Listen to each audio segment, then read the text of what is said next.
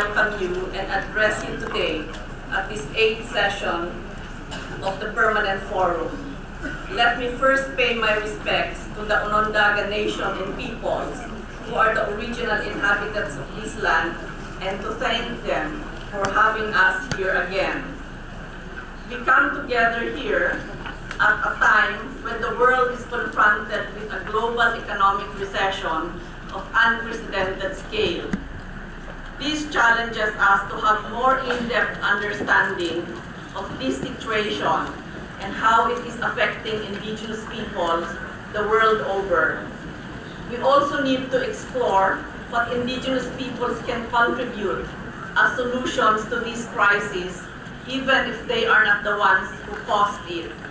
It is very timely and relevant, therefore, that this year the Forum will review the implementation of its recommendations on economic and social development, indigenous women, and the second international decade of the world's indigenous people.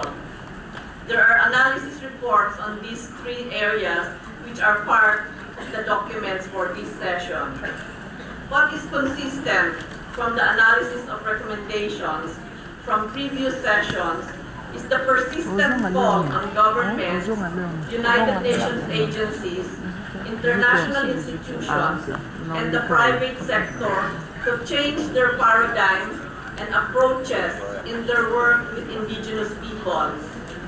This includes increased mainstreaming of indigenous peoples in their work, respect for the right of free, prior, and informed consent, recognition of collective rights, and increased participation from indigenous peoples in program, policy design, implementation, and monitoring.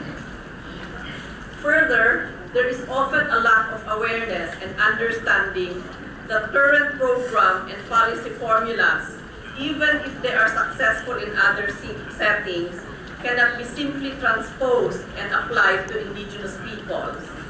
As we know, indigenous peoples have a right to pursue their own economic, social, and cultural development, which means that their cultures, identities, and traditional knowledge and livelihoods have to be considered in the development equation.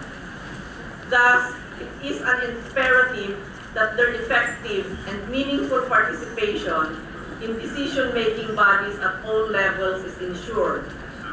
Also, that equal partnerships between them in the state and the private sector are established. Racism and discrimination against indigenous peoples is still very much alive. This is why indigenous peoples fought long and hard for the UN Declaration of the Rights of Indigenous Peoples. This declaration, which interprets how international human rights law should apply to the particular historical context and present circumstances of indigenous peoples, is an instrument to combat racism. I want to acknowledge the role of indigenous women who have been advocates and leaders at the United Nations since the very first year of the working group on indigenous populations in 1982 in Geneva. Indigenous women have been active in drafting and negotiations of the UN Declaration, which was adopted in 2007. Today, attention to indigenous women's issues is increasing within the United Nations. For example, the special theme of the 3rd session of the Forum was on indigenous women. In March 2005, a resolution on indigenous women was adopted at the 49th session of the Commission of the Status on Women, which was the first ever resolution on indigenous women by this body. Today, indigenous women participate in the forum in great numbers, and they have their own regional networks and their own caucus.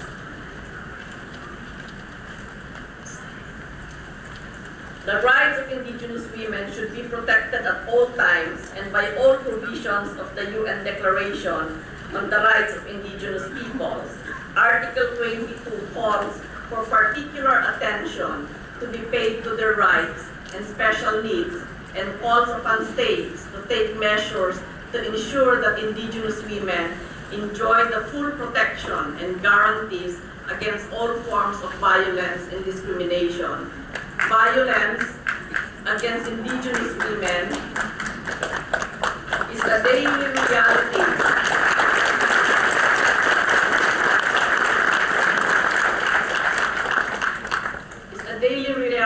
In many countries, and the elimination of this has to be one indicator for measuring the implementation of the declaration. The forum will also focus on how the permanent forum will discharge its mandate under Article 42 of the UN Declaration, which mentions the forum as a body to follow up and promote implementation of the declaration. An international expert meeting on this was held on January 14 to 16 this year, and the report is contained in document E/C19/2009/2. Please spend time to read this paper, and as it contains the recommendations which you can support or further strengthen. I would like to make special mention and congratulate the Australian government for endorsing the United Nations Declaration on the Rights of Indigenous Peoples on 3 April this year. Also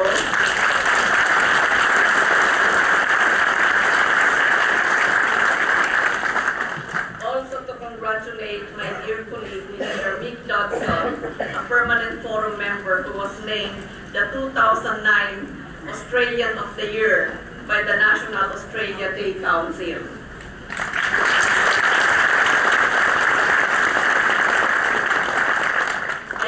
Congratulate the government of Colombia for its statement on April 21, 2009 during the Durban Review Conference expressing support for the declaration.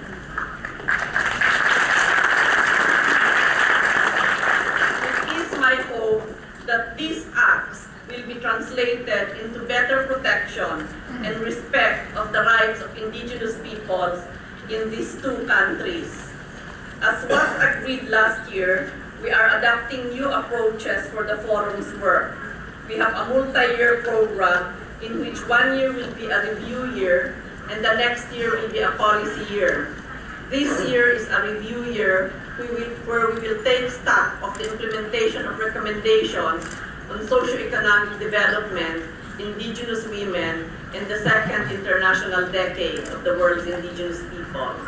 Secondly, we will do in-depth dialogues with 6 UN entities, namely the Office of the High Commissioner on Human Rights, Food and Agriculture Organization, International Fund for Agricultural Development, United Nations Development Program, United Nations Population Fund, and the Department of Economic and Social Affairs.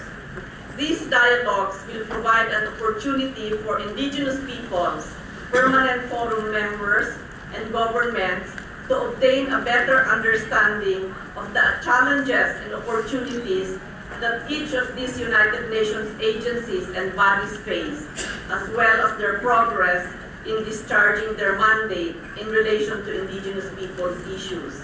I urge you to be critical, but to do this in a very constructive manner so that we can help strengthen each other's work for the sake of Indigenous people.